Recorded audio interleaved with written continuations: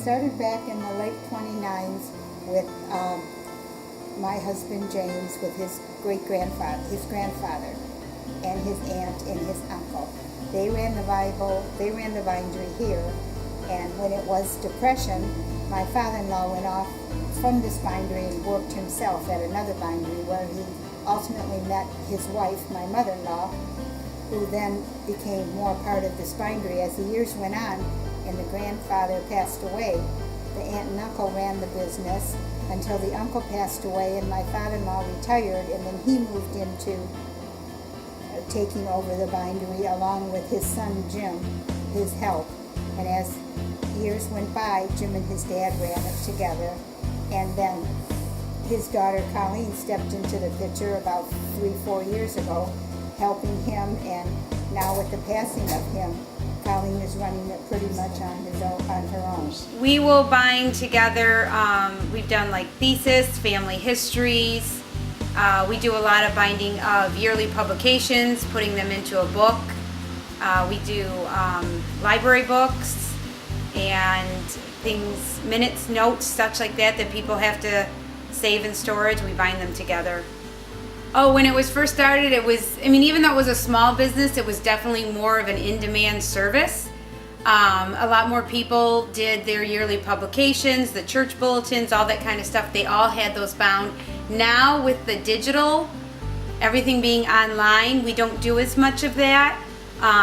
We do some people still will bind their hard copies into books, but not as many as they had in the past. So we have a few modern conveniences that would be different, but not many. A lot of what we do, we pretty much do the same way they did it when they first opened. Well, for a new book, what we pretty much do is we'll get a stack of paper. We don't do any printing here, so they bring us in the printed pages. And the first step we will do with those is sew and glue them.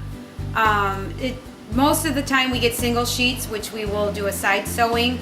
A couple of times we've done the folded sheets, or they're called signatures, where you actually can do a couple different sewing options on those.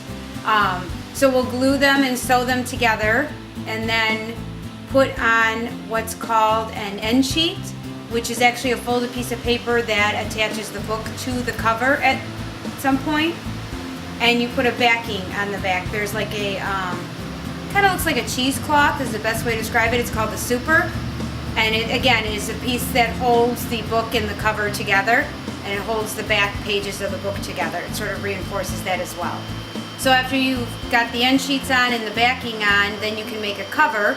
We have a big cutter back here that we cut the boards and material, and we will hand make a cover custom fit to that book.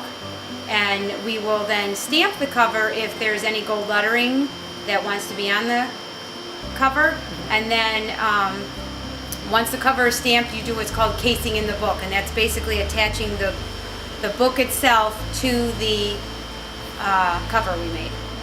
But everything we do here is still the traditional book binding, and research has proven that there are very few left.